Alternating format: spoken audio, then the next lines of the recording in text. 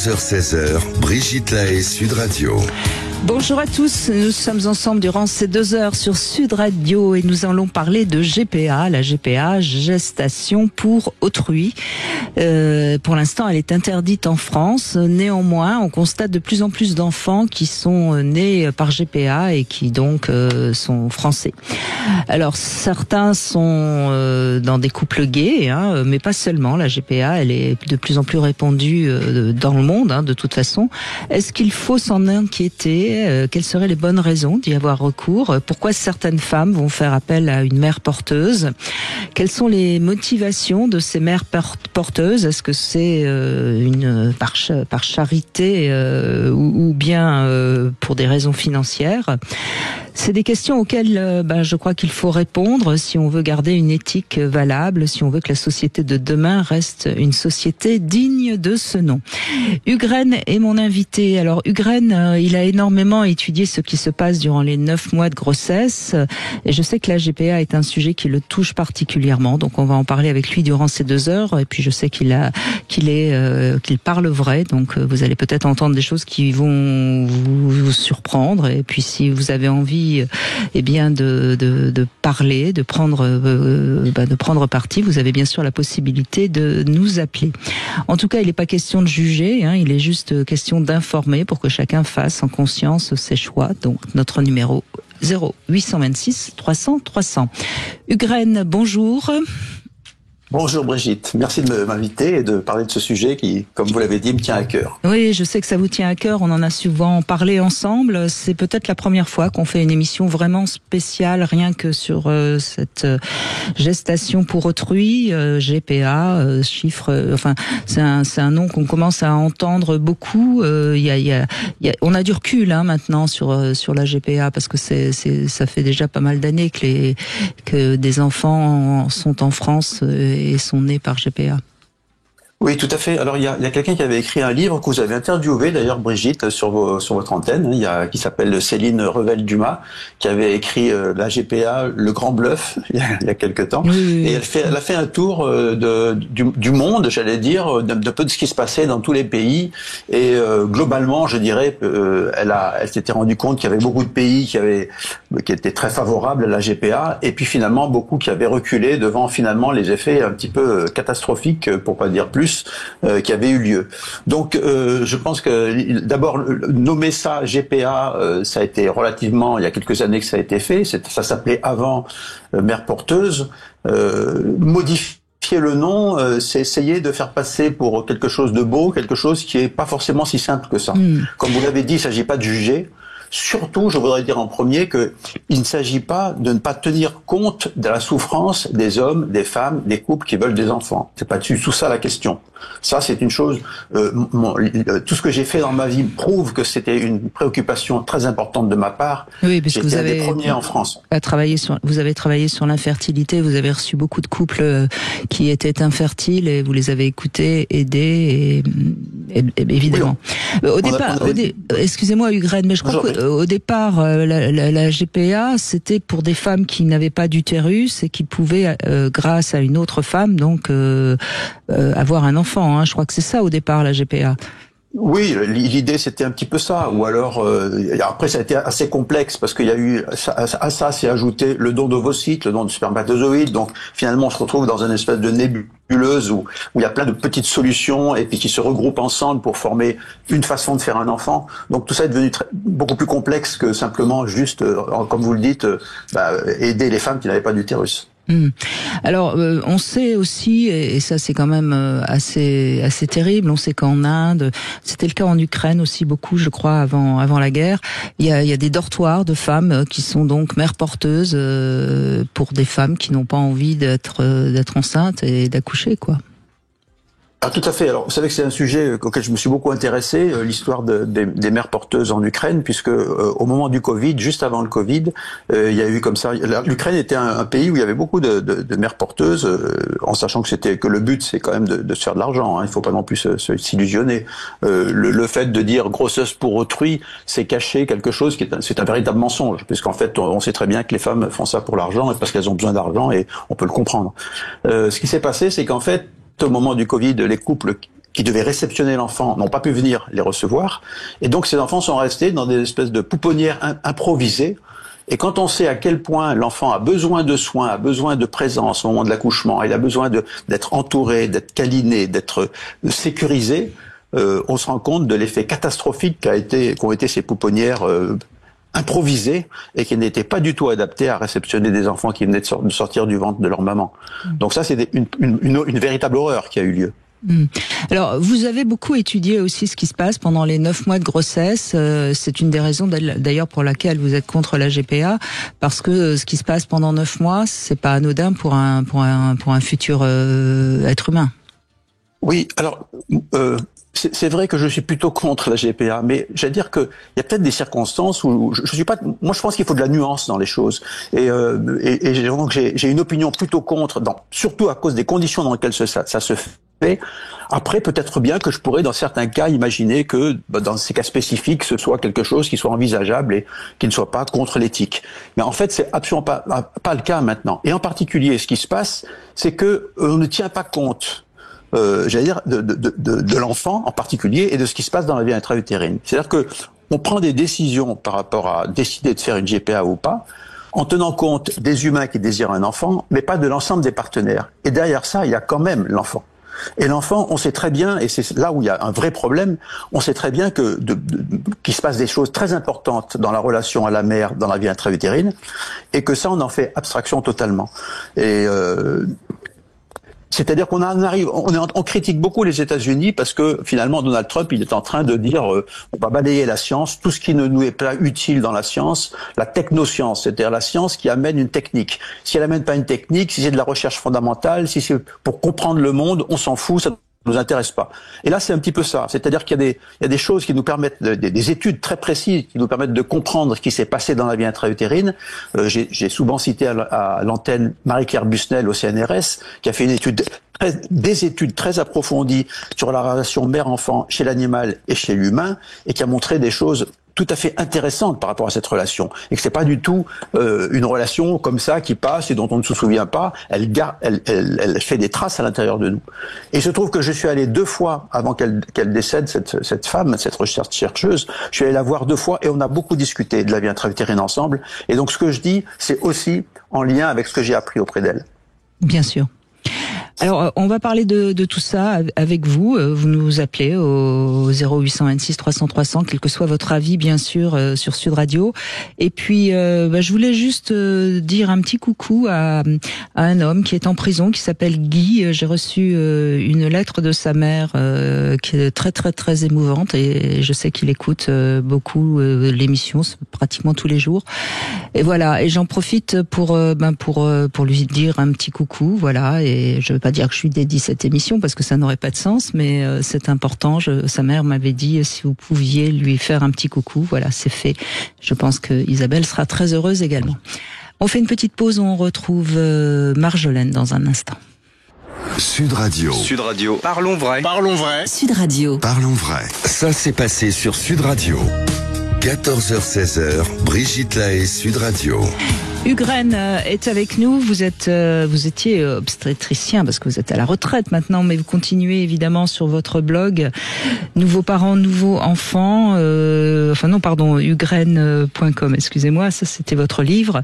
Vous continuez à donner beaucoup d'informations justement sur tout ce qui nous concerne particulièrement aujourd'hui, puisqu'on parle de la GPA. Marjolaine, bonjour.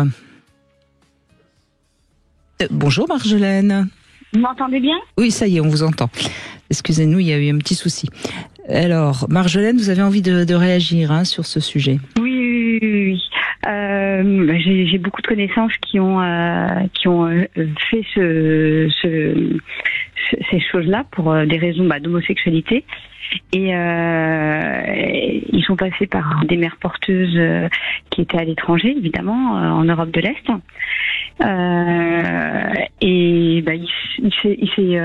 Ça se passe très très bien parce qu'il y a un couple uni qui s'aime avec les parents à côté qui aident tout ça. Mais l'évolution de l'enfant sera positive dans le couple que je connais, dans le sens où l'enfant connaîtra sa mère porteuse et connaîtra toute l'histoire parce que tout a été bien monté, bien éduqué, bien ficelé. sur d'autres sujets, qui est comme le don de spermatozoïdes, Oui. je suis moins d'accord. Parce que j'ai aussi des expériences de jeunes filles, de femmes qui ont pas réussi à trouver un couple stable, qui ont décidé de faire un bébé tout seul. Et là, par contre, je trouve que ils élèvent un enfant tout seul, sans représentation masculine. Mais là, vous parlez de la PMA, c'est-à-dire que ce sont des femmes qui vont recours à la PMA puisqu'elles n'ont pas d'homme pour. Voilà. On est d'accord. Et ça fait deux situations. On est d'accord, deux situations où on a besoin d'autrui. Oui. Mais je crois, si je me souviens bien, Hugues, vous étiez pas pour la PMA pour toutes, si je me souviens bien. Pas vraiment, oui. On est bien d'accord. Donc, vous voyez, Marjolaine, vous avez un avocat. Ouais, non, mais c'est clair. Et moi, j'ai deux copines qui ont fait ça. Les enfants se portent bien, il n'y a pas de problème. Mais par connaissance, je sais qu'on recherchera toujours son géniteur toute sa vie et jusqu'à sa mort. Et ma mère a eu ce cas-là parce qu'elle a été un enfant qui a été créé par un viol et n'a jamais pendant la guerre de 39-40. Donc en fait, c'est un enfant c'est ma mère. Donc oui. Jusqu'à sa mort, elle dit enfin, je vais peut-être connaître mon père. Et elle avait 78 ans. Oui, elle a cherché tout le temps à découvrir qui était son père. Oui. Voilà, ouais. Et des fois, ça a été à travers des courriers. À la mort de sa mère, elle a découvert des courriers qu'elle n'avait pas vus avant. Et elle a cru que c'était peut-être là-dedans qu'elle allait trouver. Mais voilà, tout le temps, toute sa vie, elle a cherché son père, malgré qu'elle a eu un père adoptif qui l'a pas reconnu, mais qui l'a élevé. Voilà, qui l'a élevé et qui était un père hyper représentatif. C'était un pompier et il a fait la guerre, il a été résistant. Du coup, il a quand même, c'est un homme avec un grand H, comme on dit. Et en plus, il lui a donné tout à la fin. C'est-à-dire qu'il avait une fille qui était handicapée et ma mère l'a eu comme sœur et l'a gardée jusqu'à la fin de sa vie à elle. Donc, il y a eu une donation de chair quelque part qui était de l'ordre d'un père. Mais c'était pas son père biologique. Oui, bien sûr. Père, mais aimant, tout ce qu'on veut, mais c'était pas son père. Alors, Marjolaine, c'est le cas aussi des enfants qui ont été adoptés, qui souvent ne connaissent absolument pas leurs origines ou pas très bien, et c'est vrai que ça crée souvent du mal-être. On est d'accord. Mais je reviens quand même sur ce que vous dites. Ce qui est gênant dans la PMA pour toutes, c'est quand une femme se sent toute puissante et a presque le sentiment d'avoir fait seule l'enfant et l'élève avec cette sorte de toute puissance. Et ça, je pense que c'est en effet dramatique pour un enfant.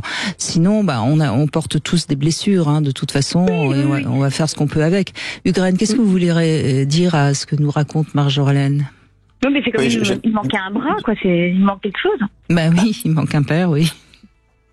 Oui, vous disiez justement là, en conclusion, qu'on porte tous des blessures. Oui, bien évidemment, on porte tous des blessures.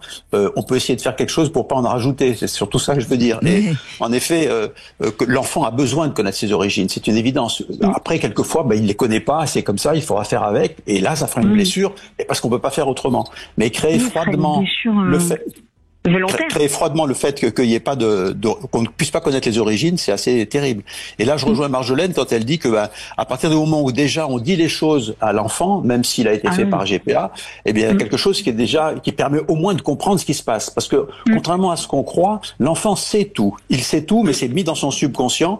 Et plus c'est nié au niveau des adultes, plus c'est enfoui dans le subconscient, et plus le traumatisme est impacté, j'allais dire.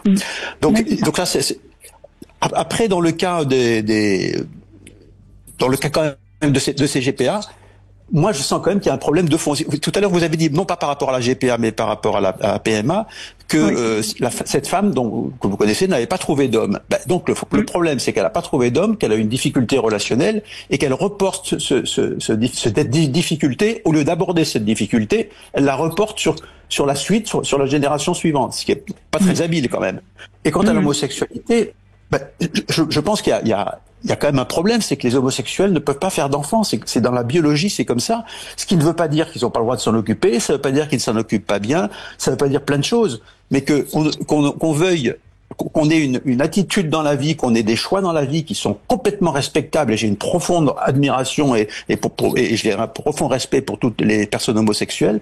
Mais il y a un problème, c'est qu'on peut pas faire de l'enfant comme ça, et que de ce fait, on remplace cette difficulté par une technique, une biotechnique qui est pas faite pour ça. Voilà. Et ce que je voudrais aussi rajouter, qui me paraît très important dans cette discussion aujourd'hui, c'est qu'en fait, ça ne veut pas dire qu'il faut laisser ces couples à l'abandon, ça ne veut pas dire qu'il faut les laisser sans solution. Et ça, c'est vraiment un point extrêmement important pour moi. Et il y a quelqu'un aussi que vous avez reçu, Brigitte, qui s'appelle Marie-Jo Bonnet, et qui avait écrit un livre absolument magnifique. Moi, j'étais complètement enthousiaste de son livre, qui s'appelle La maternité symbolique, être mère autrement. Et là où on voit qu'en fait, la partie créatrice qui est à l'intérieur de chaque homme, de chaque femme, elle peut être mise en mouvement de façon presque plus élevée et plus personnelle que simplement avoir un enfant. Et qu'il y a énormément de ce point de vue-là d'enthousiasme, de joie. Donc ce que je veux dire, c'est que on en reste dans ces problèmes de manque d'enfants et de douleur de manque d'enfants à un niveau, j'allais dire un peu instinctif, au lieu de se poser devant, de réfléchir, d'élaborer et d'essayer de trouver une vraie solution. Oui, mais on peut quand même imaginer, je me fais un peu l'avocat du diable, Hugues, on peut quand même imaginer qu'un couple, je pense au couple gay, évidemment, parce que pour les femmes, les couples de lesbiennes, elles ont la possibilité d'avoir un enfant sans avoir recours à la GPA. Je pense quand même que les trois quarts réfléchissent profondément avant de partir dans le parcours de GPA, non ? Enfin, on peut l'espérer. Alors là, c'est l'avantage, j'allais dire. Leur avantage, c'est ça, c'est qu'ils réfléchissent peut-être plus que les autres. C'est plutôt un bonus pour eux, pour moi. Oui, tout à fait. Oui, je suis d'accord avec vous. Donc peut-être quand même qu'ils sont aptes à être de bons parents. Enfin, on peut l'espérer. Mais j'ai pas dit qu'ils étaient. Oui, je dis pas qu'ils sont pas de bons parents. J'ai pas dit ça. Oui, je sais bien, je sais bien. Mais moi, ce qui m'intéresse le plus, c'est que quand même, quelle que soit la manière dont l'enfant est arrivé, qu'au moins il soit bien éduqué et bien élevé. Ce serait déjà génial. Mais en effet, si on va recourir à la GPA comme on va dans un chenil acheter un chien, c'est un petit peu embêtant. On est bien d'accord. Toute la question se pose là, peut-être. Marjolaine, merci beaucoup en tout cas de ce témoignage. On va se retrouver pour le Love Conseil. On va parler du regard, justement, qui nous rend tellement humains. Aujourd'hui, avec Ugraine, nous parlons de la GPA et de l'importance de ce qui se passe durant les 9 mois de grossesse. Vous souhaitez participer à l'émission 0826 300 300. Brigitte Lahaie, Sud Radio, le Love Conseil. Ugraine, on va parler du regard. C'est vrai que dans la sexualité, le regard distingue particulièrement l'homme de l'animal.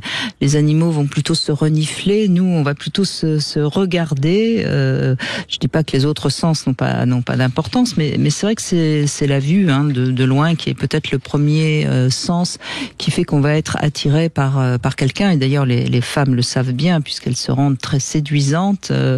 Voilà pourquoi je dis qu'il faut prendre le temps de se regarder. Je trouve que quand on se parle, si on ne se regarde pas, c'est que quelque part on n'est pas vraiment à l'écoute de l'autre. Et en même temps, le regard, c'est aussi parfois une arme redoutable. On sait que on peut regarder quelqu'un d'une manière un petit peu désagréable et tout de suite il va se sentir peut-être pas à l'aise, etc. Et en revanche, se regarder avec beaucoup d'amour, c'est aussi quelque chose de très chouette. Ça renforce le sentiment d'exister dans les yeux de l'autre.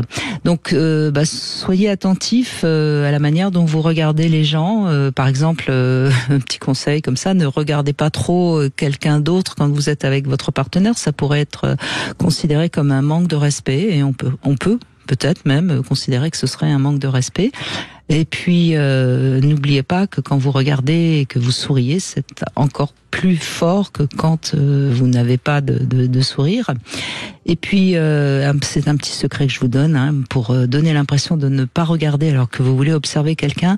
Faites comme si vous regardiez avec vos oreilles. Ça veut dire que à ce moment-là, ça donne un regard un peu plus large, un peu plus vague, et donc pas fixe sur l'objectif qui pourtant vous intéresse. C'est ce qu'on appelle le regard global. On apprend ça quand on apprend à jouer la comédie. Vous avez envie d'ajouter quelque chose, Ugraine ? Oui, je pensais à ce que vous disiez. Je me disais par rapport au regard, et je me disais en fait, Moi, j'ai vraiment besoin de regarder le visage des gens, et en particulier les yeux, parce qu'à travers les yeux, on voit l'état intérieur de l'âme, et du coup, on sait avec comment on peut parler, comment on peut échanger avec la personne. Donc, vous parlez du regard fuyant, mais aussi le regard qui regarde à travers les yeux l'âme de la personne. Le regard qui parle. Oui, le regard qui parle vraiment de l'intimité. Et je pense que dans la sexualité, ça compte beaucoup, ce regard qui plonge dans l'autre. Alors pas tout le temps, hein, on a dans toutes les positions qu'il y a. Il y en a où on se regarde pas comme ça, mais quand même, il y a quelque chose dans le regard qui compte beaucoup pour moi. Je partage tout à fait ce que vous avez dit, Brigitte. Oui. Pensez à bien regarder quand vous regardez. Alors les chiffres de la GPA, on les ignore un peu. Hein, le nombre d'enfants nés par GPA. Vous avez des chiffres un peu, Ugren, ou pas? Non, je les ai pas sous les yeux là, bon. donc je risque de dire des bêtises. On vient de chercher justement pendant la pause. Alors il y a 735 000 naissances par an en France, ce qui est énorme. Hein, et finalement, on sait pas trop, mais il y aurait entre 200, 300 enfants nés par GPA à l'étranger en France, puisque c'est interdit en France évidemment. Ça fait pas beaucoup, hein, 200 ou 300 enfants par an. Mais ça existe, il y a pas de doute, et c'est toujours très compliqué d'ailleurs, parce que pour arriver à leur donner la nationalité française, c'est un peu le parcours du combattant évidemment, puisque c'est interdit en France, on le rappelle. Patrick, vous avez envie de réagir? Bonjour. Bonjour Brigitte et bonjour Hugues. Oui, j'ai envie de réagir parce que c'est un sujet qui me parle sans me parler. Moi, j'ai la chance d'être le papa de 5 enfants et d'avoir choisi cette situation. Donc, j'ai été gâté par la nature qui m'a permis d'avoir des enfants par voie naturelle. Mais c'est vrai que tout en ayant cet objectif et cette réalité d'avoir élevé 5 enfants et d'avoir un grand plaisir à le faire, je crois que c'est même la chose la plus essentielle que j'ai pu faire dans ma vie. Mais vraiment, et de très très loin. Donc, si la situation avait été que, pour des raisons diverses, mon couple eût été infertile, j'aurais été franchement très très très malheureux. Et d'autant plus maintenant que je sais ce que c'est. C'était même pas un espoir ou une envie. C'est maintenant avec le recul, c'est avec l'expérience, ma vie ne serait pas du tout la même et serait me plairait beaucoup moins et pas du tout, même si j'avais pas eu d'enfant. Donc là, on peut dire que pour moi, le désir d'enfant et d'être papa, c'est essentiel dans ma vie. Ceci étant, si en effet j'avais été dans une situation où par des voies naturelles j'aurais pu avoir d'enfant, faire appel à la GPA, me semble que moi je ne serais pas passé à l'acte de cette façon-là, pour plusieurs raisons. Oui, allez-y justement, donnez vos raisons. Mais la première raison, c'est quelque part l'achat du corps d'un autre. Finalement, on loue le ventre d'une femme pendant plusieurs mois pour en utiliser après récupérer l'enfant.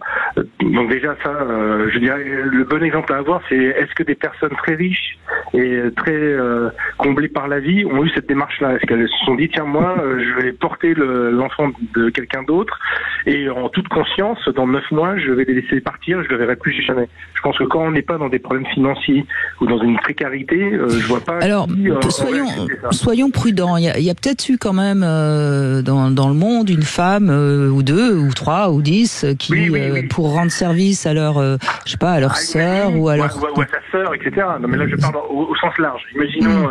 je sais pas, Paris Hilton, une people de cette nature-là, quelqu'un qui a beaucoup d'argent, qui a aucun fonds. Alors, ce qu'il peut y avoir, Patrick, voilà. Ce qu'il peut y avoir, c'est des femmes qui sont dans la folie d'être enceinte, tellement c'est extraordinaire pour elles, et qui du coup le font et le refont et puis touchent de l'argent. Vous voyez. Donc, vous savez, la nature humaine est tellement vaste que non, Ugren, vous êtes d'accord avec ça, je suppose? Oui, je suis d'accord avec ce que vous dites, et en même temps, je pense que Patrick, il touche quelque chose de juste, c'est que c'est quand même une histoire financière globalement, quoi. Même s'il y a des exceptions, même s'il y a des particularités, et je suis tout à fait d'accord avec vous qu'il y a des situations tout à fait étonnantes et que l'humain est très large dans son spectre de compréhension du monde et de comportement dans le monde, mais globalement quand même, c'est une histoire financière, quoi. Et c'est les femmes pauvres qui font ça, et quelquefois, en plus, à regret, quelquefois contente, mais quelquefois à regret, il y a les deux. Contente, enfin, moi, j'imagine, enfin, là, je me projette totalement parce que je suis un homme, mais si j'avais eu le plaisir de pouvoir porter un enfant pendant 9 mois, avoir senti la vie et d'être séparé, Je suis pas certain que ce soit. On peut avoir le sentiment de faire une bonne action pour quelqu'un. Soyons. Oui, on peut projeter, on peut sublimer, mais globalement quand même le lien que ça crée. Enfin, moi, je précise que je suis pas spécialement pour la GPA, mais je suis obligé de donner des arguments qui sont. Mais d'arracher l'enfant à sa maman ou à son... Voilà, et puis il y a quand même des cas, Patrick, qui sont assez horribles. Il y a quand même des cas où quand l'enfant est né, le couple qui avait acheté, si je puis dire, cet enfant, finalement, il n'en veut pas. Hein. On a entendu ça aussi. Oui. Donc, voilà, mais donc moi, la marchandisation du corps m'est assez étranger. J'ai pas de conviction religieuse établie. Enfin, c'est ma morale personnelle qui parle. Et je suis plutôt progressiste en général et même très tolérant sur la vie de chacun. Quand il s'agit d'enfants, je suis pour le mariage pour tous, je suis pour que les gens puissent vivre leur vie le plus librement et même différemment de la mienne. Quand il s'agit de ces domaines-là, de la GPA, moi j'ai vraiment ce souci, alors que ça me gêne de quelque part d'avoir une injonction, parce qu'on peut très bien avoir une transaction librement consentie par des parents demandeurs et une mère porteuse qui elle aussi va signer le contrat. Donc quelque part là, j'arrive avec ma morale personnelle pour leur dire que c'est pas bien, alors que en effet il y a bien des contrats, il y en a bien 200. Non mais je crois que c'est tous au nom de l'enfant qu'on est contre la GPA. Enfin il me semble. Complètement. Ouais, moi je voudrais juste dire, en fait, le problème de la GPA, le vrai problème, c'est celui-là, c'est celui de la rupture programmée, c'est-à-dire que de la rupture du lien entre la mère et un enfant, et donc c'est une rupture qu'on programme, on programme un abandon, et ça, c'est l'enfant, lui, de toute façon, il va en souffrir, ça c'est sûr, même si après, parce qu'on lui explique, comme l'a dit Marjolaine tout à l'heure, eh bien, il va pouvoir faire résilience, qu'on appelle faire avec ce traumatisme. Mais, et comme vous le soulignez Patrick aussi, la femme peut très bien en souffrir, et peut-être bien que cette souffrance est enfouie très profond et que du coup elle se manifeste peut-être pas, mais est-ce qu'il reste une souffrance? Ça c'est une très bonne question. Mais de toute façon, moi ce qui me gêne énormément, c'est qu'on programme un abandon, et quand on sait déjà ce que c'est qu'un enfant abandonné, il y a plein d'études qui ont été faites là-dessus, à quel point c'est terrible pour un enfant, et c'est ce que j'expliquais tout à l'heure par rapport aux pouponnières en Ukraine, au moment du Covid, programmer ça froidement, je trouve ça vraiment monstrueux, quoi. Je crois que c'est tout simplement embêtant, Patrick. Enfin, je crois que vous serez d'accord avec moi. C'est un peu embêtant qu'on considère que maintenant, on peut faire des enfants de cette manière-là, puisque de toute façon, après tout, c'est que vous voyez, je pense que c'est une éthique qu'il faut essayer de garder, quoi. Exactement, et c'est pour ça que je suis très embêté, parce que moi, encore une fois, je suis plutôt pour la liberté de chacun, mais je vais prendre un parallèle. Vous voyez, beaucoup de Français, enfin, je connais moi-même et puis d'autres Français, quand on habite en France, la prostitution nous échappe complètement et on n'y pense même pas. Et d'un seul coup, quand des touristes vont en Thaïlande ou dans d'autres pays où c'est beaucoup plus présent et presque d'ailleurs dans le entre guillemets folklore local, dans le sens si tu vas en Thaïlande, profite-en, tu vas pouvoir t'amuser. D'un seul coup, ce qui moralement est interdit en France devient acceptable parce que la norme du coin fait que ça devient acceptable. Et là, sur la GPA, la même chose, c'est-à-dire parce que dans certains pays, aux États-Unis par exemple, c'est légal. D'un seul coup, quand même, on dit que c'est un pays quand même évolué. Donc, si c'est légal chez eux, donc c'est juste et donc on peut le faire. Et si je peux le faire, il n'y a pas de problème moral. Et de fait, de l'importer en France. Or, c'est un problème qui reste un problème d'éthique pour moi, et en effet toujours avoir à l'esprit quelque part un autre exemple. Est-ce que j'ai le souhait pour mes filles un jour d'être mère porteuse? Et je crois que chacun devrait se poser cette question-là avant de passer à l'action, je pense, parce que est-ce qu'on souhaite ça comme devenir à ses filles d'être des mères porteuses pour autrui? Voilà, pour ceux qui ont passé le cap, et j'ai des amis qui ont un couple d'amis homosexuels qui a passé le cap. Bon, je leur ai fait état de ma pensée à moi, je me suis pas imposé à eux, mais voilà, est-ce que là, ils ont une petite fille, est-ce qu'ils envisagent pour elle un jour d'être mère porteuse pour quelqu'un d'autre et de vivre ça aussi? Je pense que mine de rien, c'est pas si simple que ça de dire oui. Je suis pas sûr que tout le monde dira oui à ça en disant oui, finalement c'est si normal que ça. Vous voyez ce que je veux dire? Oui, votre argumentation est tout à fait valable. D'ailleurs, je vous vois sourire, Ugraine. Oui, parce que non, mais moi j'entends tout à fait ce que dit Patrick. Après, je voulais revenir sur ce qu'il disait au tout début, à propos de la liberté, qui respecte la liberté de chacun. Mais en l'occurrence, le problème de la liberté, c'est qu'on ne tient pas compte de la liberté de l'enfant. Et comme l'enfant ne peut pas s'exprimer selon nos modalités à nous, alors du coup, on ne tient pas compte de lui. Et la liberté, il y a une phrase qui dit, la liberté des uns s'arrête où commence celle de l'autre. Et là, celle de l'enfant. On ne tient pas compte des connaissances sur le développement de l'enfant, sur la vie intra-utérine, pour prendre une décision. Je reviens toujours sur cette phrase, et c'est ça qui est pour moi le plus grave dans cette histoire. Et c'est comme vous l'avez indiqué, Hugues, c'est la programmation de ce problème. C'est la programmation de l'abandon. Les enfants abandonnés, ça fait partie de l'histoire de l'humanité. Et malheureusement, il y en a encore beaucoup aujourd'hui, beaucoup trop. Mais se dire, c'est vraiment structurellement imposer ça. Je suis choqué. Et en tant que papa qui adore avoir des enfants, je pense que je n'y aurais pas fait recours pour moi-même, même a posteriori, quoi. Oui, et puis il reste quand même la possibilité d'adopter si on veut vraiment un enfant et qu'on ne peut pas en avoir. Hein. Ça reste une possibilité de toute façon. Oui, Brigitte, mais vous savez, la plupart des gens, ils veulent un enfant qui vient de naître. C'est ça aussi, c'est qu'on veut pas un enfant qui a déjà un certain âge. Ah oui, bien sûr. Parce qu'ils veulent pouvoir l'avoir dès le début et pouvoir avoir une influence sur lui dès le début et qu'il n'y ait pas eu une influence autre. Donc c'est pour ça que l'adoption c'est plus aussi c'est peut-être on va envisager que ça. C'est un peu plus généreux l'adoption, on va dire. Bah oui, c'est plus généreux, oui. Oui, je vois. C'est généreux dans les deux directions pour l'enfant aussi, et en particulier pour lui, celui qui s'est adopté. Oui. Bon, écoutez, on avance. On va continuer évidemment à vous donner la parole. Si quelqu'un nous écoute et qu'il a un enfant par GPA, on serait ravis de l'entendre et on ne le jugera pas. Évidemment, c'est pas notre rôle. On est là pour faire avancer le débat, pour que chacun trouve son point de vue. Merci Patrick. On fait une petite pause et on se retrouve dans un instant. Sud Radio, votre attention est notre plus belle récompense. 12h-16h, Brigitte Lahaie, Sud Radio. On évoque le sujet de la GPA, gestation pour autrui. C'est avec Ugraine qui est avec nous. Vous étiez gynécologue obstétricien. Vous travaillez beaucoup sur toutes ces questions d'infertilité, de désir d'enfant. On peut vous retrouver sur votre blog ugraine.com. Ugraine, ça s'écrit pas comme une reine, mais ça s'écrit REYNES. Voilà, mais vous allez voir sur Sud Radio et vous trouverez tout ça.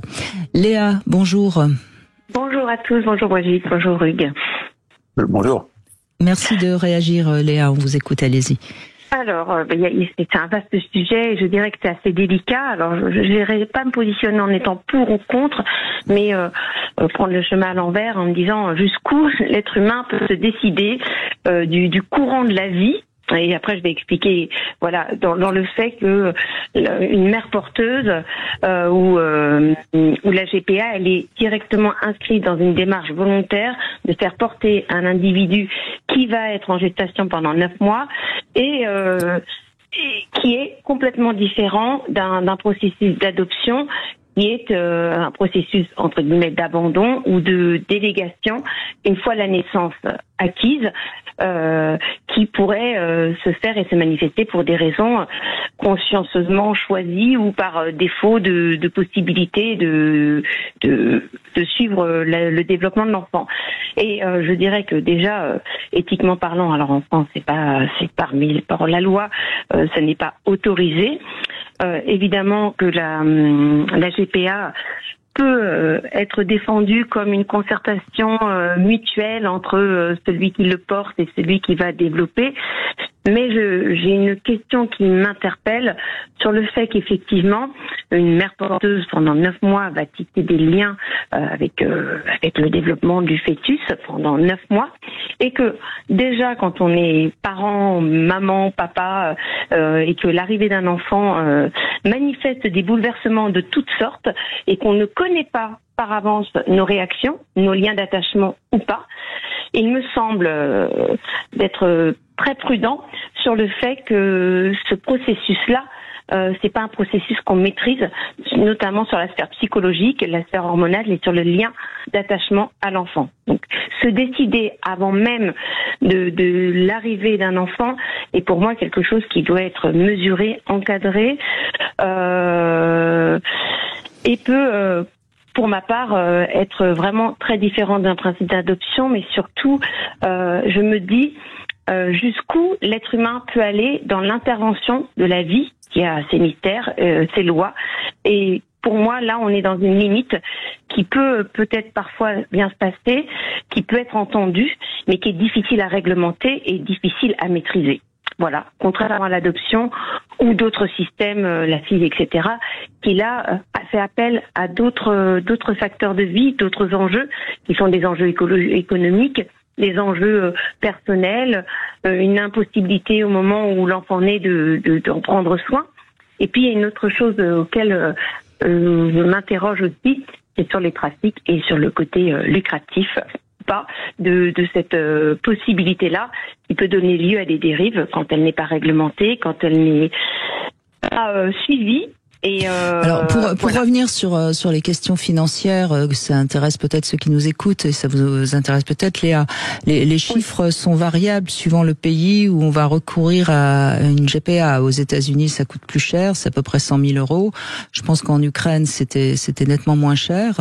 En Inde, c'est évidemment aussi beaucoup moins cher. Je crois que si c'est plutôt en dollars que j'avais les chiffres, mais c'est à peu près pareil. De toute façon, on pouvait en Inde. Alors, je vous parle de ça il y a quelques années. J'ai pas les derniers chiffres, mais pour 30-40 000 €, on arrivait à peu près à pouvoir trouver quelqu'un.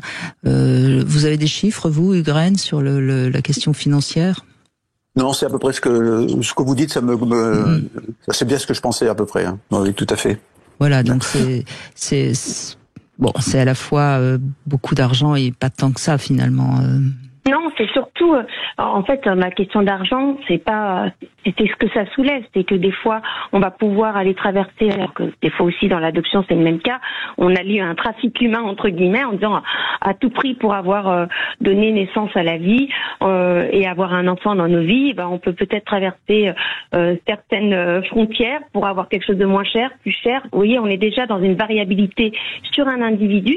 Donc je ne dis pas non, absolument non, mais je dis attention, c'est de l'ordre de la prudence absolue parce que on ne sait pas déjà comment réagir, et puis en plus certaines femmes ou certaines personnes, on peut les exploiter pour dire pour tant de dollars, tu vas porter mon enfant, et que du coup on ramène la vie à une notion encore de merchandising entre guillemets ou d'économie qui me semble être à discuter. Voilà. Et pour ça, je dirais, pour moi, en tout cas, dans mon positionnement, ni pour ni contre, je dirais que c'est vraiment une extrême vigilance et que ça demande des réglementations, un suivi, une éthique. Mais ça veut dire que vous seriez ouverte quand même qu'elle soit autorisée en France s'il y avait une vraie... Je n'ai pas penché sur la question en termes de jurisprudence, mais personnellement, au fond de moi, je ne sais pas si je serais pour. D'un point de vue ouverture d'esprit et compréhension de l'humain sur ce qu'on est prêt à faire, oui, mais d'un point de vue d'aller titiller avec l'origine de la vie, j'aurais tendance à pas le favoriser. Parce que je pense qu'il y a trop de paramètres, il y a trop d'incertitudes, il y a trop d'événements et de facteurs qui viennent influencer. Et peut-être qu'il y a d'autres possibilités pour prendre soin d'un enfant, notamment dans les cas d'adoption qui sont déjà difficilement. C'est compliqué aussi, de toute façon d'adapter. Donc, mais vous voyez, on est à la fin du processus, alors que là on est au début, donc c'est quand même en lien aussi avec les questions éthiques d'avortement, etc. Là, on est dans un lien on va porter un enfant. Et on va consciemment, par consentement, au cours de la grossesse, se dire qu'on va lâcher l'enfant. Est-ce qu'on peut se dire qu'avec certitude, on va vouloir émotionnellement se détacher de l'enfant, même si on l'a décidé moralement ou sur un contrat? Ça me Et semble... là, vous parlez de ce que peut ressentir la mère porteuse, évidemment. Exactement, et l'enfant, parce que au final, dans le lien et dans les émotions, il y a plein de choses qui passent. Donc comment on va se développer? L'enfant de toute façon est abandonné, même s'il peut revoir sa mère porteuse. Parfois il reste un lien, mais il est abandonné par sa mère. Oui, bien sûr. Oui, alors, effectivement, il y a un abandon, mais il y a aussi peut-être une maman qui va le regretter toute sa vie. On sait que dans le transgénérationnel, il y a quelque chose qui se ressent. Est-ce que c'est pas plus impactant? C'est des questions que je pose, j'ai pas la réponse absolue, mais voilà, une adoption, c'est je refuse, je sais que je refuse et que je peux pas. Voilà. Ugraine, vous dites quoi, tout ce que dit justement, Léa? Oui.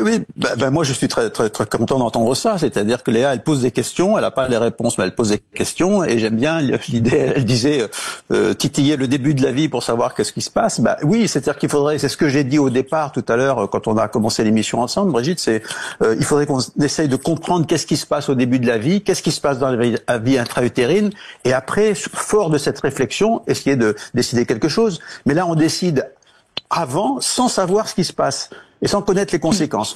Et après, par rapport aux conséquences sur la mère qui a porté l'enfant, je pense qu'en effet, c'est pas simple du tout, parce que d'abord on les drive, on leur dit, elles sont managées, on leur dit ce qu'elles doivent dire et ce qu'elles ne doivent pas dire.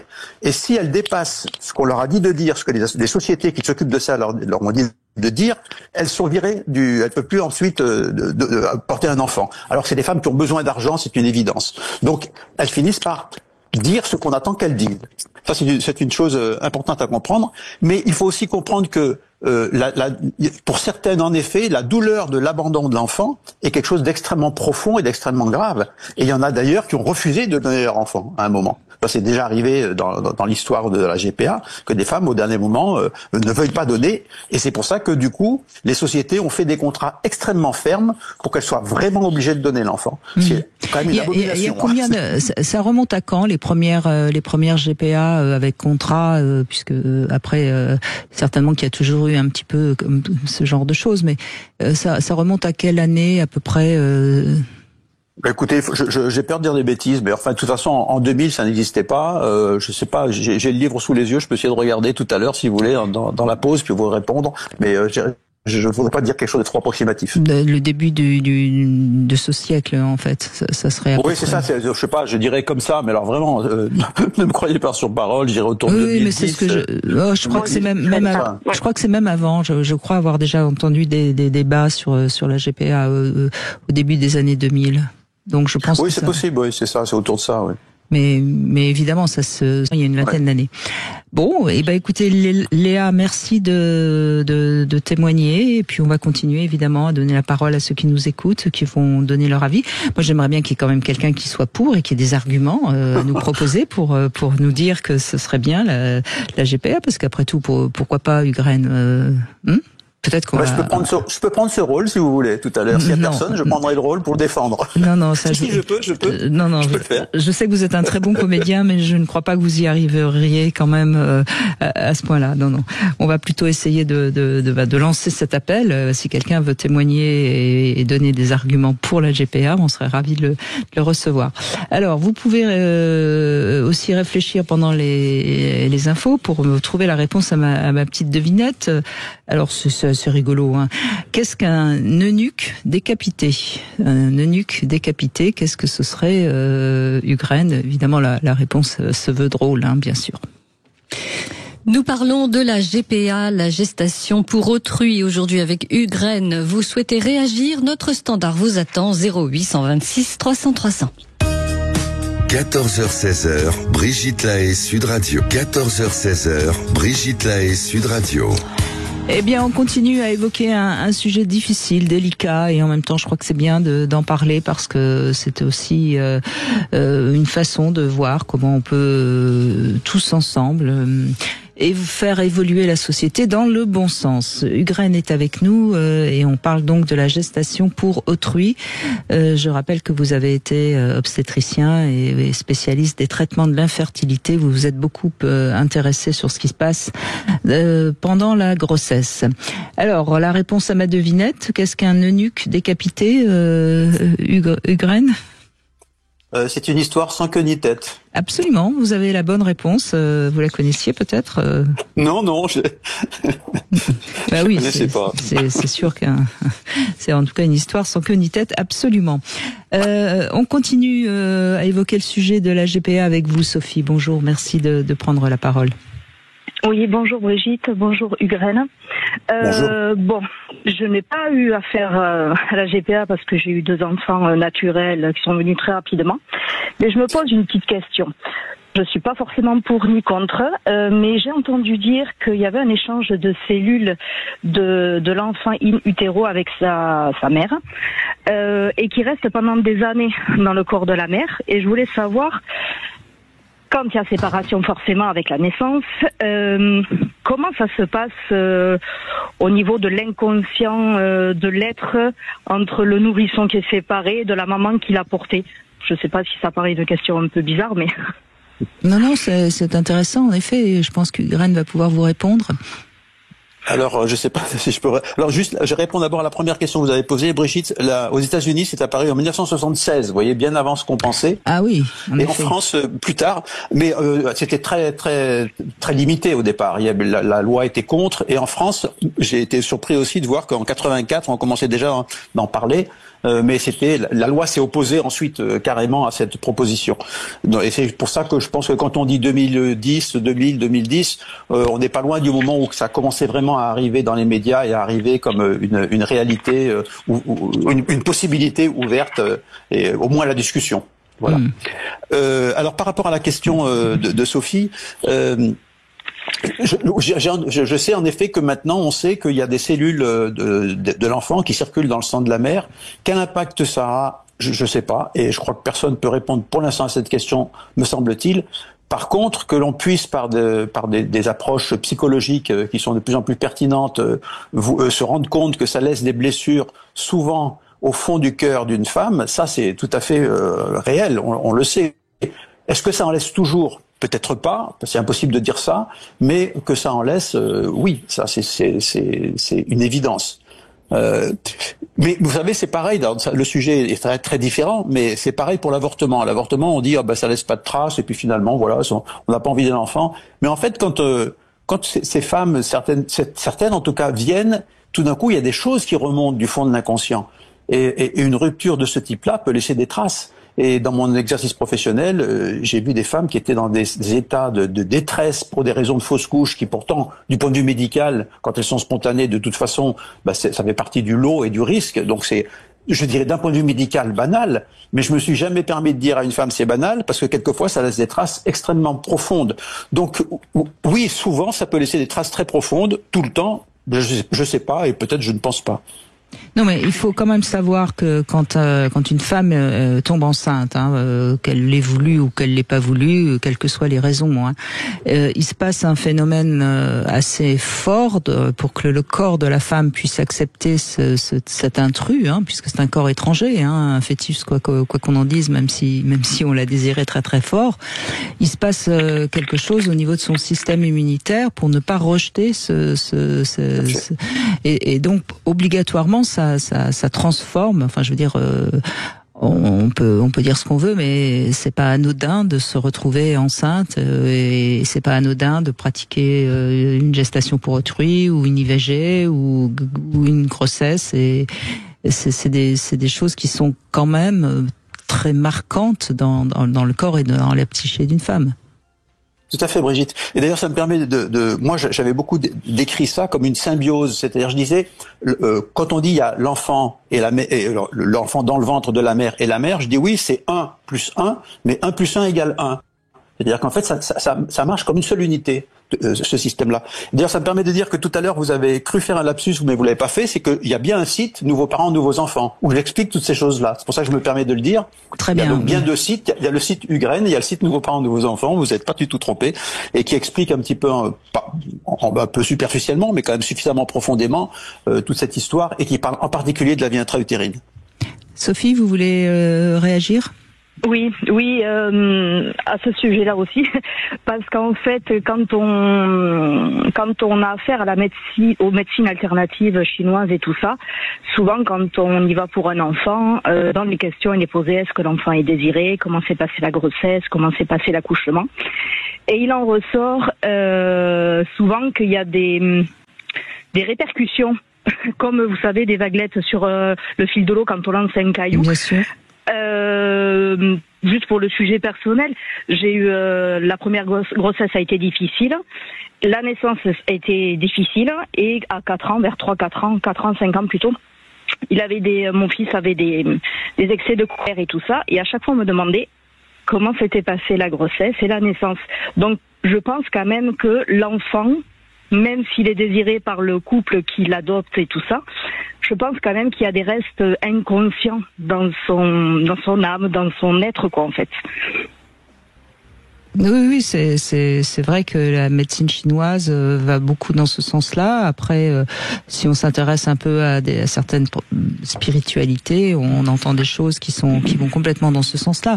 Et c'est vrai que on aimerait bien dans notre monde moderne que tout ça soit uniquement médical et qu'on soit, mais c'est pas, on le sait, hein, on sait très bien que le corps parle aussi. Oui, nous sommes des êtres et pas des robots, tout simplement. Et c'est peut-être mieux quand même finalement. Oui. Enfin moi je trouve, oui. Même si parfois notre corps nous trahit un petit peu, mais c'est pas un robot. Ukraine, oui. Oui, je pensais quand j'entendais Sophie, je me disais que je me rappelais une fois où on m'avait demandé d'intervenir avec un médecin de médecine chinoise justement, et on avait beaucoup échangé sur la vie intra-utérine, sur l'accouchement, avec des mots très différents, et finalement comme chacun arrivait à traduire dans son monde ce que disait l'autre, on s'était retrouvés à la fin de la soirée, tous les deux à boire des coups ensemble et à échanger dans une passion commune, parce que finalement on regardait la même chose, mais avec un point de vue un tout petit peu différent, et échanger comme ça sur un sujet qui a une réalité avec des points de vue différents, c'était très enrichissant pour lui et pour moi. Donc voilà ce que ça. Je pense qu'en fait tout se rejoint, comme vous le suggériez, Brigitte, en disant que les approches spirituelles, les approches psychologiques, les approches physiques, tout ça se rejoint. Et c'est exactement ce que je pense. Et c'est comme ça que moi j'ai pu développer des choses sur la naissance, c'est en prenant tout ce que dit la médecine, tout ce que dit la psychologie, et puis tout ce que dit ce que j'appelle l'évolution, qu'on peut appeler spiritualité, mais qui est le fait que nous sommes des êtres en devenir et que nous avons un avenir devant nous. Et donc, en tenant compte de ces 3 dimensions, c'est comme ça que j'ai pu comprendre un peu mieux la grossesse et l'accouchement et le lien mère-enfant. Oui, et ce que vous disiez, Sophie, de votre fils qui, vers 5 ans, avait de la colère, etc. Bon, c'est son vécu, c'est ses blessures, mais tout ça peut aussi se travailler, et on peut aller mieux, et c'est ce qui fait aussi toute la richesse d'un être humain, parce que ce sont ses blessures, c'est ce qu'il en a fait, qui fait que il est apte à évoluer aussi. Voilà, et voilà tout. Donc peut-être aussi que certains enfants nés par GPA deviendront des personnes avec beaucoup d'humanité, etc. Donc voilà, donc on est évidemment c'est toute la complexité de l'être humain, et c'est pour ça que je prends tellement de plaisir à vous écouter tous les jours. Voilà. Merci Sophie. Merci beaucoup. On va continuer dans un instant, Ukraine, avec d'autres témoignages, et je vois que c'est un sujet qui en effet fait réagir, et c'est très bien. Venez apporter votre témoignage et réagissez à l'émission en appelant dès maintenant le 0826 300 300. 14h-16h, Brigitte Lahaie, Sud Radio. Brigitte Lahaie, Sud Radio. La gestation pour autrui, la GPA, on en parle avec Ukraine qui est avec nous, et je rappelle votre blog ukraine.com, ou nouveaux enfants, suivant ce que vous avez envie d'apprendre sur ce qui se passe justement avant la vie, enfin avant la vie, c'est déjà de la vie, dès que l'ovule est fécondé. Eh bien, figurez-vous, Ukraine, que ça intéresse aussi les hommes, ce débat, et c'est très bien, parce que ceux qui croient que les hommes ne se sentent pas concernés, ils ont bien tort. Bonjour Marc, merci de prendre la parole. Bonjour Brigitte Lahaie, bonjour docteur Rennes, Hugues, pardon. Voilà, oui, je ne suis qu'un homme, hélas. Bon, bref, c'est vrai que l'histoire de gestation, c'est passionnant. Bon, moi j'ai fait des études de médecine, et effectivement, j'ai eu ma sœur qui voulait des enfants et qui qui n'y arrivait pas. Donc son mari est d'origine anglaise et ce qui s'est passé, c'est que le testicule n'était pas descendu dans les bourses. Il y a une opération qui est faite facilement et qui n'a pas été faite là-bas. Et du coup, quand on m'a demandé conseil, j'ai envoyé voir des spécialistes qui ont fait une analyse du sperme et les spermes étaient peu vifs. Enfin bref. Donc il fallait une insémination artificielle. Son mari était stérile en quelque sorte. Hein. Voilà, oui, elle était stérile. Donc il fallait une insémination artificielle et ils ont réfléchi et ma sœur a dit, si c'est pas de William, j'accepte pas. Donc voilà, dans la famille, il y a d'autres personnes qui ont adopté pour des problèmes de complications de grossesse et tout ça. Donc finalement, la question se pose parce que si on accepte une insémination, on a un enfant qui n'est pas du père. Donc, est-ce qu'un jour il faudra dire le nom du vrai père et tout? Et c'est ce qui se passe actuellement, je pense, c'est la loi. Et voilà, donc c'est déjà un problème. Alors après, faire porter un enfant par une femme étrangère qui en fera don, on peut imaginer même que cette femme qui a porté l'enfant accepte généreusement, sans être payée. Encore que l'élevage, si j'ose dire, excusez-moi de ce mot un peu barbare, l'élevage de l'enfant pendant 9 mois, c'est un coût. Donc effectivement, on peut imaginer ça, mais la femme qui a porté l'enfant a des relations particulières, comme vous aviez souligné tous les deux, et d'autres auditeurs, effectivement, c'est un problème pour cette femme qui porte l'enfant. Quant à la personne, enfin le couple qui accepte cet enfant, c'est aussi un autre sujet, quoi. Et voilà, après, c'est pas leur enfant, et je me pose la question, est-ce que l'enfant ne devient pas, excusez-moi du mot, un jouet vivant qu'on aime? Et enfin, je sais pas, ça c'est un autre problème. L'autre problème, c'est où va s'arrêter le désir humain d'accepter tout ce que la nature des choses n'accepte pas. Enfin, vous voyez, ne propose pas. Voilà, c'est une question. Ah, c'est la toute puissance de l'être humain qui aimerait bien nous rendre immortels d'ailleurs, tant qu'à faire. Hein. Oui, enfin, on est l'animal le plus évolué sur Terre avec un cerveau extraordinaire.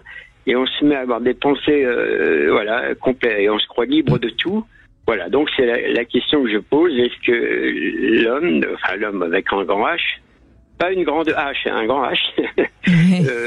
Voilà. Alors, votre témoignage m'amène deux réflexions. La première, il y a parfois aussi des débats qui se font sur quand il y a recours à un don de sperme. Il y a des débats qui se font, mais finalement, est-ce que l'enfant plus tard n'aurait pas le droit de connaître son géniteur parce que justement, rien que pour des questions de génétique, justement, ça lui permettrait de mieux connaître sa future santé, etc. Donc ça, c'est un débat qui, de temps en temps, ressurgit, Ugren. Je sais pas quel est votre avis là-dessus. Ah oui, tout à fait. C'est une discussion qui a eu lieu pendant de très nombreuses années sur la levée de ce secret de l'origine. Oui, et ça fait encore débat d'ailleurs, mais c'est une vraie discussion. Ouais. Bon, donc ça c'est un premier point. Et puis le deuxième point que votre témoignage m'apporte, c'est quand vous dites c'est pas leur enfant.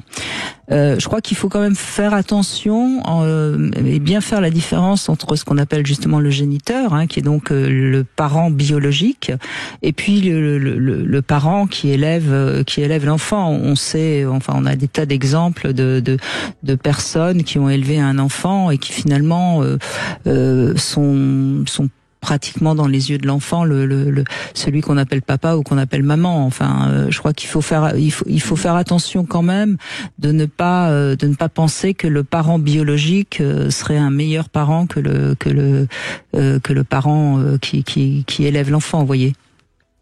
Oui, enfin, moi c'était pas trop ma réflexion. Je sais bien, mais comme vous avez dit, c'est pas leur enfant, ça peut être mal interprété par certaines personnes qui nous écoutent. Spontanément. Oui, d'accord. Vous voyez, et je fais toujours attention pour pas blesser des gens qui seraient justement pas le vrai parent génétique et qui se seraient sentis blessés par votre parole.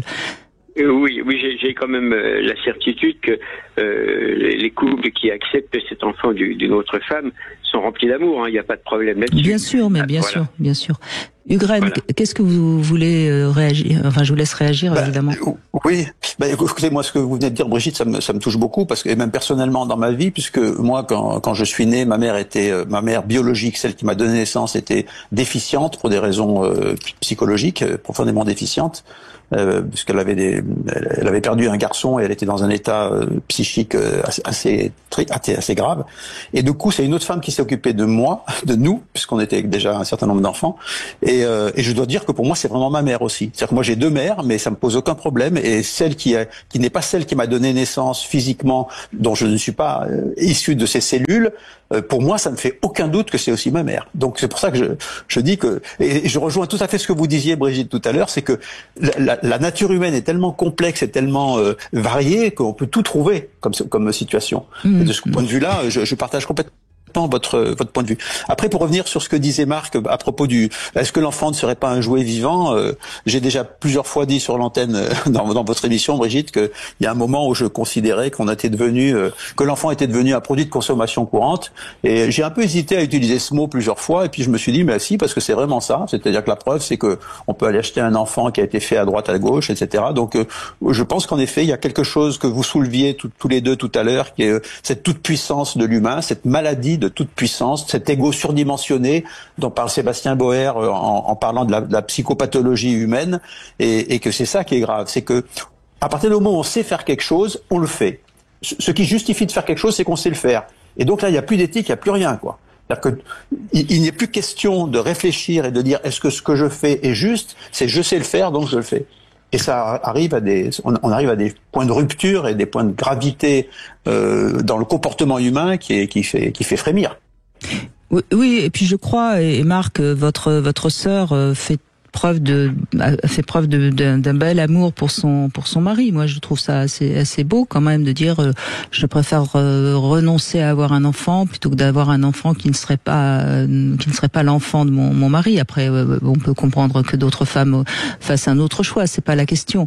Ce que je trouvais ça assez chouette. Ce que je pense encore une fois, c'est que beaucoup trop de gens ne se rendent pas compte de la responsabilité qu'ils prennent en tant qu'humains, je parle là pour l'humanité, de mettre des enfants au monde, d'avoir des enfants, et si on élevait mieux nos enfants, là j'en parle, moi j'en ai pas, donc j'en parle d'autant plus facilement, eh bien notre société irait mieux. Donc c'est quand même un vrai sujet qu'il faut pas prendre à la légère.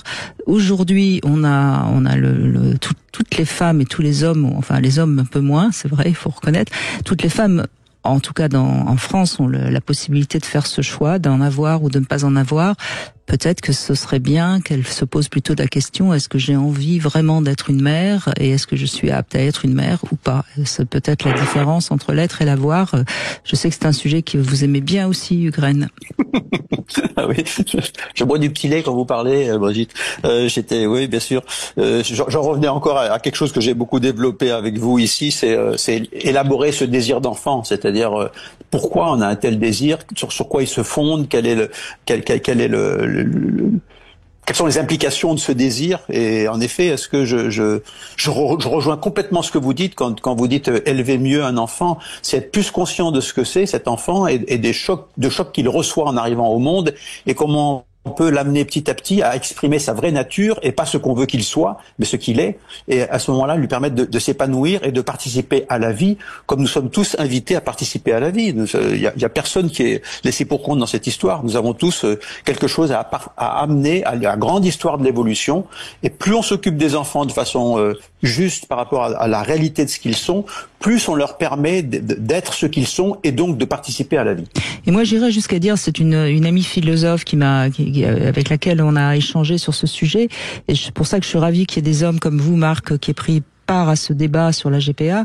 Si tous les enfants du monde, alors c'est utopique évidemment, mais étaient accueillis avec le vrai désir de les avoir et d'être parents, et bien élevés et bien éduqués, on mettrait fin aux guerres. Voilà, donc c'est un vrai débat. C'est pas quelque chose d'anodin de mettre des enfants au monde. Vous êtes d'accord avec ça, j'imagine, Marc? Oui, et puis après c'est un vaste débat sur l'homme peut tout se permettre, comme disait Hugues. Voilà, c'est la même histoire. Enfin, je veux pas détourner le débat là-dessus. C'est sur l'histoire du sexe choisi. Enfin bon, c'est autre chose. Vous voyez. Après, il y a plus de limite à ça et voilà, et ça commence peut-être déjà pour ces problèmes de naissance, quoi. Après, le reste. Oui, mais alors Oui, la question du genre est encore un autre débat. Voilà, mais on en avait parlé d'ailleurs la dernière fois avec Hugues. Décidément, Hugues, vous êtes d'accord avec Marc, hein. Non, mais c'est le sens de la vie, quoi. C'est de donner vie à d'autres et ainsi de suite, quoi.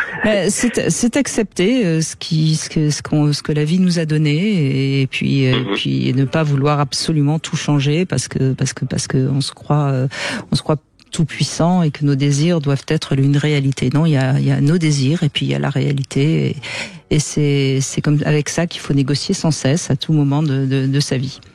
Merci Marc, merci beaucoup. On fait une petite pause, on se retrouve avec notre sexo conseil. On va parler des obstacles à l'intimité et puis on continue à vous donner la parole, bien sûr. Merci à tous de réagir avec votre sincérité. Vous voulez parler à Brigitte Lahaie? 0826 300 300. Brigitte Lahaie, Sud Radio, le sexe au conseil. Eh bien, on va parler de l'intimité, des obstacles à l'intimité. Hugues, je le rappelle souvent, hein, elle est importante dans un couple. L'intimité, c'est pas uniquement des relations sexuelles, hein, c'est avoir plaisir à se retrouver l'un contre l'autre. C'est donc tout ce qui va entraver cette intimité qui va être donc un obstacle. Alors, le premier obstacle, et on en parle peut-être pas souvent, c'est la famille, hein, et particulièrement les enfants qui vont faire obstacle à l'intimité parce qu'on va moins facilement se mettre l'un contre l'autre, flirter devant ses enfants, évidemment. Bon, il y a aussi la vie quotidienne, on est trop fatigué, énervé, donc on n'est plus tellement prêt à avoir un geste tendre vis-à-vis de son partenaire. Il y a évidemment aussi tous les événements difficiles de l'existence, notamment quand on est malade, on va avoir tendance à se replier sur soi. Et puis il y a aussi tous les non-dits, vous savez, ces conflits qui nous entraînent à bouder, à nous éloigner de notre partenaire. Donc faites un petit bilan, voyez si vous avez encore une bonne intimité et vous allez voir si ça marche encore bien dans votre couple. On n'est pas tous égaux face à l'intimité, il y a des personnes qui sont plus inhibées que d'autres. Se laisser envahir dans sa sphère intime, c'est parfois complexe pour certaines personnes, donc ça c'est aussi important de le réaliser si c'est votre cas, si vous avez peut-être un peu peur qu'on soit trop proche de vous alors que c'est pourtant votre partenaire. Et il y a aussi des gens qui sont un petit peu trop intrusifs dans l'intimité, hein, dans cette sphère qui est donc notre corps, hein. Et puis il faut aussi savoir que l'intimité, c'est pas forcément parce qu'on est dans l'intimité avec son partenaire que ça doit amener à une relation sexuelle. Donc tout ça, c'est intéressant peut-être même d'en parler avec votre partenaire pour que vous ayez un petit peu plus la bonne intimité. Je pense notamment à ces couples qui finissent par ne plus s'embrasser et qui n'ont que des coïts sans réelle intimité. Tout ça, c'est pas bon pour l'harmonie du couple et l'harmonie sexuelle. Hugues, vous voulez réagir? Oui, moi, ce que j'attendais, ce que vous avez appelé le non-dit, Brigitte, je pense que c'est vraiment une des causes pour moi dans ce que j'observe pour moi-même et puis pour autour de moi et dans mon métier que j'ai un peu laissé maintenant. C'est les non-dits, ce que j'appelle les conflits larvés, les frictions, les incompréhensions, les mésententes, les choses qu'on n'a pas réglées ensemble. C'est-à-dire ça n'existe pas une relation où il n'y a pas des moments où il y a des frottements et mettre ces frottements au milieu et discuter calmement chacun avec la communication non violente ou bien simplement en parlant à partir de soi, c'est ça qui permet justement de retrouver cette capacité d'intimité avec toute la panoplie de ce que vous avez évoqué, Brigitte. Donc voilà un peu, c'est ça qui me venait en entendant vos remarques sur l'intimité et comment les obstacles à cette intimité. Très bien. Et puis on retrouve Vanessa, alors non pas pour parler de GPA, mais pour nous raconter comment elle avait trouvé ce jouet. Alors je le montre, c'est un doigt vibrant de la marque Ecstasy. de la marque Yoba, pardon. C'est parce qu'il s'appelle Ecstasy, ce doigt vibrant, et on le trouve évidemment sur concordelove.fr. Il est tout rose, hein, comme beaucoup de jouets d'ailleurs. Vanessa, vous êtes avec nous, qu'est-ce que vous en pensez? Bonjour Hugues et bonjour Brigitte. Alors, ce petit doigt, il est bien mignon.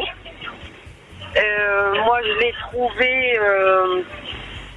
alors, je vais l'appeler Tout. Alors, c'est selon moi un jouet qui est parfaitement adapté pour des gens qui débutent un petit peu dans la découverte de la masturbation. C'est vrai qu'il il fait pas peur. Il fait pas peur et alors je sais pas si on peut le comparer à d'autres jouets, mais c'est vraiment très très doux. Alors moi je l'ai imaginé par exemple en ce qui me concerne vite fait dans le sac à main, un petit délire comme ça. On est en voiture, on s'arrête quelque part, on a une petite envie comme ça. Voilà, on va dire. Oui. Subite. Voilà, c'était le terme que je cherchais. C'est très très doux. Par contre, il y a un côté, un endroit où j'ai pas très bien compris où ça devait vibrer parce que le bout du doigt, enfin ça double le majeur, on va dire. Et il y a une partie proche de la paume, je sais pas trop où ça devrait vibrer, mais voilà, c'est un petit objet. Il y a tout le jouet qui vibre, me semble-t-il. Oui, mais enfin, je viens de le mettre en marche. Oui, mais du coup, si on utilise le bout du doigt, par exemple pour le clitoris, on sait pas trop ce qui se passe avant. On peut pas, c'est pas évident. Oui, ah bon, écoutez. On va dire que techniquement, quand vous avez le bout du jouet et le bout du doigt pour être à l'entrée du vagin et avoir le côté opposé sur le clitoris, par exemple, mettre les deux doigts, c'est pas forcément évident ou agréable. Mais c'est un petit jouet tout doux, bien sympa, qui peut servir de mise en route. Et d'ailleurs, on peut l'utiliser sans forcément mettre son doigt dans le jouet. Hein. Alors attendez, il faut que j'arrive à l'éteindre maintenant. Ça, c'est toujours la même histoire. On appuie longtemps dessus. Exact. Voilà, ça y est. Oui, bon. En tout cas, il est pas cher. Hein. Vous le trouvez pour 30 €. C'est un petit jouet pour démarrer. Ça peut être en effet un beau petit cadeau qu'on peut faire éventuellement. Bon. C'est ça. Moi, je le voyais comme un petit jouet pour commencer, mais très doux. Vraiment, moi, mon ressenti sur ce jouet, c'est qu'il est vraiment très doux. Pas sa texture, hein, doux dans sa vibration. Il est doux dans ce qu'il procure, on va dire. Voilà, très doux. Eh bien, donnez-moi sa note, Vanessa. Alors, je vais lui mettre un beau 9 pour les débutants, mais plus vers 5 pour les, comme moi, un peu aguerris sur les types de jouets. J'entends. Très bien. Merci Vanessa, en tout cas. Ce doigt vibrant Ecstasy de la marque Yoba, vous le trouvez sur concordelove.fr. Vous savez que si vous allez sur le site et que vous mettez le code SUDRadio 15, vous aurez 15% de réduction. Donc, comme il ne vaut que 30 €, ça vous ferait pas très cher. Et puis, ce jouet, eh bien, si vous voulez le recevoir, il vous suffit de participer à l'émission un jour ou l'autre. Donc à ce moment-là, vous vous inscrivez sur sudradio.fr et puis vous pourrez recevoir gracieusement ce jouet. On continue, on revient sur le sujet du jour, Ugraine, la GPA, avec Hélène qui est avec nous. Bonjour Hélène, merci de réagir. Bonjour Brigitte et bonjour Monsieur Rennes. Merci de me recevoir à l'antenne. Bonjour. En ce qui concerne la GPA, j'ai des enfants. J'ai eu des enfants volontairement avec mon mari. Et je trouve qu'une GPA, quand même, une grossesse, ce que vous disiez tout à l'heure, ce n'est pas anodin. Parce qu'une grossesse, on peut être à risque, peut être déclenchée chez la femme une maladie qu'elle peut avoir, qui peut se développer plus tard. Enfin, quand je dis maladie, c'est peut-être avoir mal aux dents, mal au dos, dans le squelette, une anémie, quelque chose. Vous voyez, c'est parce que avoir des enfants, on y laisse quand même une partie de son corps. Oui, c'est pas 9 mois de balade tranquille, hein. Voilà. Et l'accouchement non plus d'ailleurs, hein. Et l'accouchement non plus. Enfin, voilà, c'est, et puis en sachant que la condition au bout de cette gestation, vous laissez votre enfant. Bon, après, si ça concerne une raison financière, bon, mais c'est déplorable. C'est déplorable parce que bon, on fait pas un enfant pour de l'argent. Ensuite, suivant le pays où c'est autorisé, où ça se fait, ben on ne sait pas ce que la famille, on ne connaît pas les antécédents de la famille, de la mère porteuse. Donc moi j'ai connu quelqu'un qui en fait avait développé une maladie au bout de 40 ans, et il a fallu retrouver le père biologique pour savoir pourquoi l'enfant avait une maladie génétique. Vous voyez, donc ça se retransmet dans le temps aussi. On n'est pas à l'abri d'avoir des malformations ou autre chose qu'on ignorait au départ. Après, en France, bon, c'est interdit, mais vu que ça se fait ailleurs, dans d'autres pays, ben, c'est pousser les gens à aller faire ce qui est ailleurs, alors que peut-être en France, ça serait peut-être beaucoup plus surveillé. Autorisé, mais vraiment autorisé si d'ailleurs, ça me soulève une question à laquelle j'ai pas la réponse. Est-ce que c'est interdit en France pour protéger justement les femmes qui seraient tentées de pratiquer la GPA pour toucher de l'argent, ou est-ce que c'est pour je sais pas quelles sont les raisons pour lesquelles c'est interdit en France, Ukraine, vous avez une idée? Je pense que globalement, tout au moins dans ce qui a été dit, c'est surtout pour des raisons éthiques. Il semblerait qu'on ait enfin compris que c'était aller trop loin pour une fois. Oui. C'est pas parce qu'on savait le faire qu'il fallait le faire, quoi. Et puis je pense que ce qui s'est passé dans les pays qui ont accepté la GPA et ceux qui ont beaucoup reculé, il y a quelque chose, il y a eu du coup le sentiment qu'on avait bien fait de pas trop se lancer là-dedans. Mais on a failli le faire, hein, ça a été très juste. Moi j'ai pensé que ça allait hélas passer à un moment, et puis heureusement il y a eu un recul avec une levée de bouclier. Mais je pense que c'est surtout pour des raisons éthiques, il me semble. Enfin, c'est ce que j'ai compris. Quels sont les pays en Europe qui ont autorisé la GPA?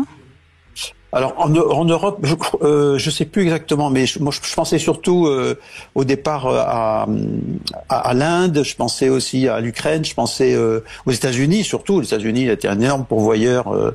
Je crois que la Belgique aussi. Alors je sais plus trop où ça en est maintenant. Hein. J'ai pas lu les derniers lois sur ce sujet dans les différents pays. Moi, ce que j'avais lu, c'est surtout dans le livre que j'évoquais tout à l'heure de Céline Revel-Dumas sur la GPA. Excusez-moi, Hélène, je vous redonne la parole. Allez-y.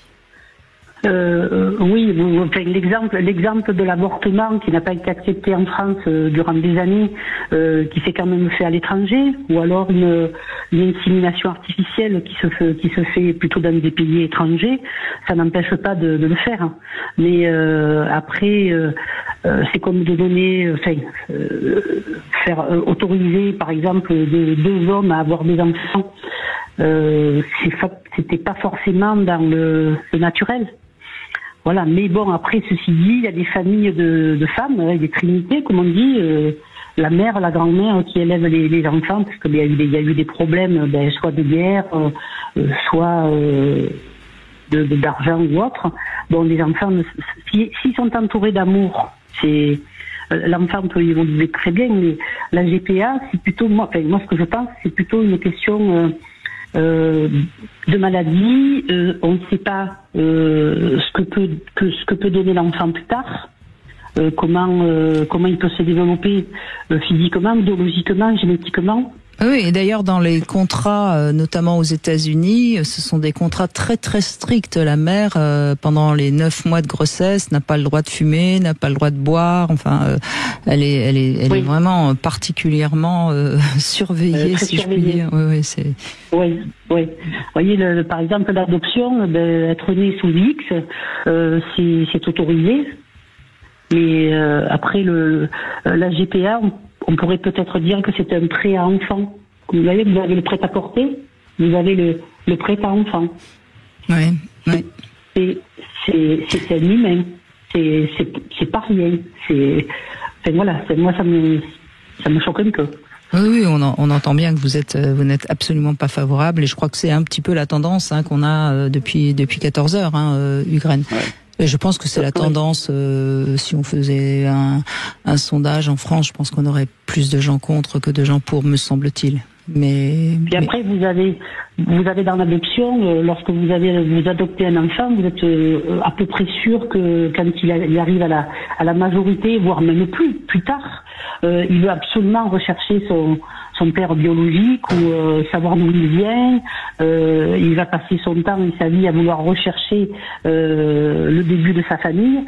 Alors que la famille qu'il aura adoptée aura passé tout son temps plein d'amour à l'élever dans le mieux du possible. Oui, mais c'est d'ailleurs à cause de ce risque-là aussi qu'on veut pas autoriser l'ADN, enfin les tests ADN en France, je crois, Ugren. Oui, parce que certains risqueraient de découvrir qu'ils ne sont pas le père de l'enfant. Enfin, c'est encore un autre débat, ça. Un autre débat. Oui. Oui, je voulais juste revenir sur ce que. Hélène, je voulais revenir sur quelque chose que vous disiez à propos des maladies génétiques, mais de toute façon, dans toute fécondation, il y a un risque de mutation, et que ce soit dans un couple lambda X, le X, ça tombe, le mot tombe mal, mais dans un couple tout à fait classique, il y a toujours un risque de mutation, toujours un risque de malformation, même dans des conditions de grossesse tout à fait normales, et justement là aussi dans les couples, dans les grossesses par mère porteuse, c'est la même chose, il y a un risque, et c'est ça qui a posé problème, c'est que quand l'enfant naissait pas tel qu'on l'a imaginé, eh bien, il était abandonné une deuxième fois, quoi. C'est-à-dire qu'il était abandonné non seulement par la mère qu'il avait fait, mais en plus par le couple qui n'en voulait pas plus. Donc, cet aîné est complètement fou, quoi. Et oui. En tout cas, merci Hélène de votre témoignage. On va conclure dans un instant avec vous, bien sûr, sur Sud Radio.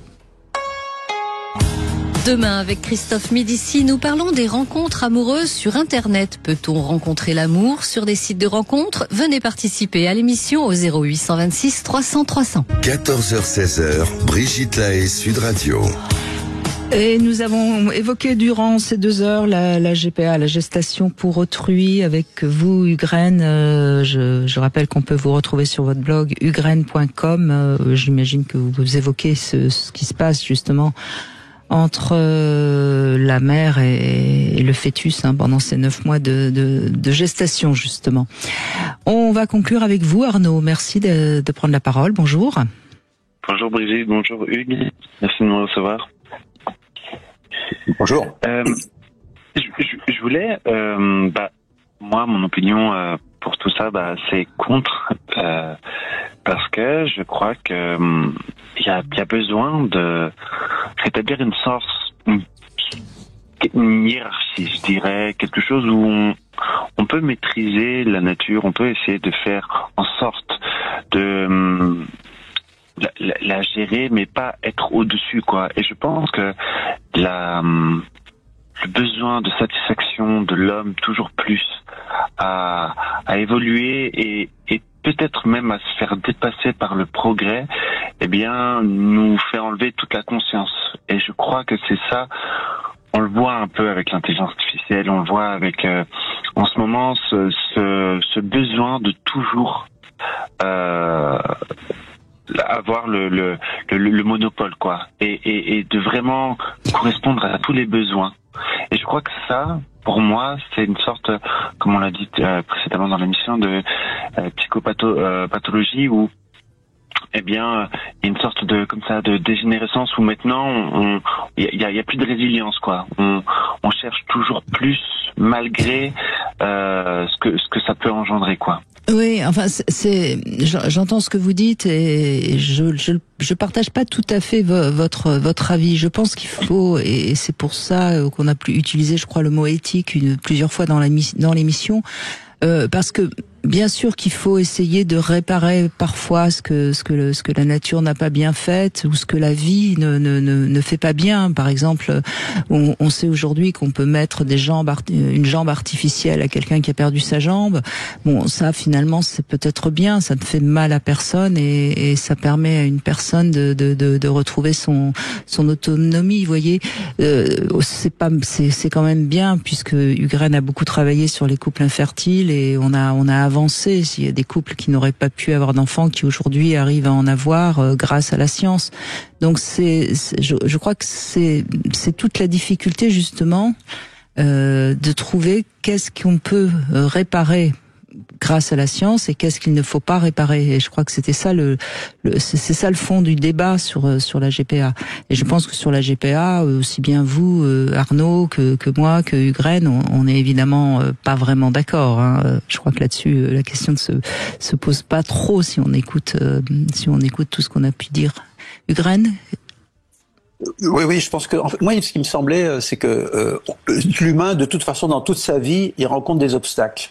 Et devant cet obstacle, c'est comment il se situe. Et je pense que l'obstacle, c'est justement ce qui nous fait grandir en conscience, qui nous fait grandir en comportement, en connaissance de soi. Et je crois que si on se posait la question de s'arrêter et se dire, au lieu de rentrer dans une espèce d'instinct, je vais faire ça pour soulager cette douleur immédiate, si on réfléchissait d'un point de vue beaucoup plus vaste, on serait plus dans la vraie nature humaine en train de naître. Je veux dire par là qu'il y a ce qu'on a beaucoup développé dans ces 2 heures, c'est le fait que l'humain est tellement égocentré qu'il cherche immédiatement une solution à son problème à lui, sans tenir compte de l'autre. Et c'est ce qu'on a vu, c'est qu'en fait, très peu de monde s'intéresse à savoir qu'est-ce que vit cet enfant dans la vie intra-utérine, qu'est-ce que c'est que pour lui cet abandon, qu'est-ce que c'est que pour la femme abandonner son enfant. Et donc il y a un problème d'empathie, c'est-à-dire que ça fait une autre caractéristique de cette psychopathologie dont je parlais tout à l'heure, c'est la difficulté à l'empathie, la difficulté à se projeter sur ce que mon comportement va faire sur l'autre. Et puis l'autre caractéristique aussi, c'est l'incapacité à se projeter dans l'avenir. C'est-à-dire que l'humain a cette maladie aussi, c'est que, par exemple, par rapport au climat, par rapport à tout ce qu'on vit comme période actuellement, et aussi sur le sujet qui nous importe, c'est cette incapacité à dire « je sais où on va, mais je fais rien ». C'est-à-dire je fais du déni. C'est-à-dire que il y a cette incapacité à tenir compte de ce qu'on sait pour du coup avancer dans l'avenir. Or, on sait que la population mondiale est tellement grande qu'il n'y a pas forcément besoin de beaucoup plus d'enfants. On sait qu'il y a une misère sur Terre qui est tellement énorme qu'il faudrait peut-être s'en occuper. On sait plein de choses. Donc voilà un petit peu ce que me venait un peu cette remarque que vous faisiez, Brigitte. Arnaud, je vous laisse réagir, bien sûr. Je suis entièrement d'accord avec ce qui est dit et je suis d'accord pour l'assistance médicalisée. Je pense qu'elle est bien et je pense que l'homme a besoin d'évoluer dans ce sens. Et c'est très bien. Et puis il y aura toujours quelqu'un qui va nous dire oui, mais moi la GPA m'a permis de.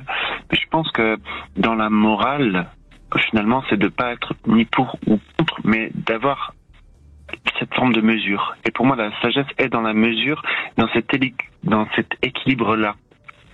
De savoir si, oui, les choses vont pouvoir être bénéfiques pour l'autre, comme vous disiez très bien, et je suis entièrement d'accord avec ça, où on n'a pas de projection sur un futur, quoi. Et pour moi, la sagesse et la vraie conscience est dans cette mesure-là, de est-ce que ce que je fais est vraiment éthique ou non. Et voilà. Oui, bien sûr. Je crois que le mot éthique est le mot qu'on a dit et qu'on doit garder et sur beaucoup de points aujourd'hui, sur les questions écologiques, par exemple.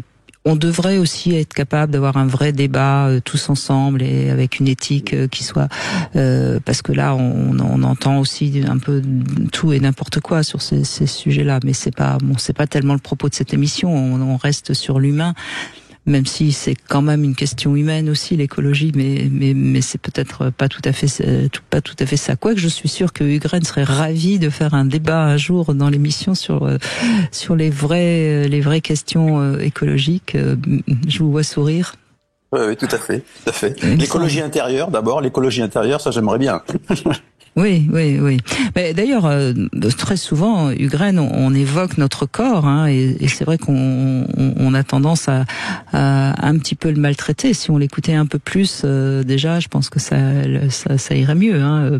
On a tous tendance plutôt prendre une aspirine plutôt que de se poser la question pourquoi je me sens pas bien aujourd'hui. Hein.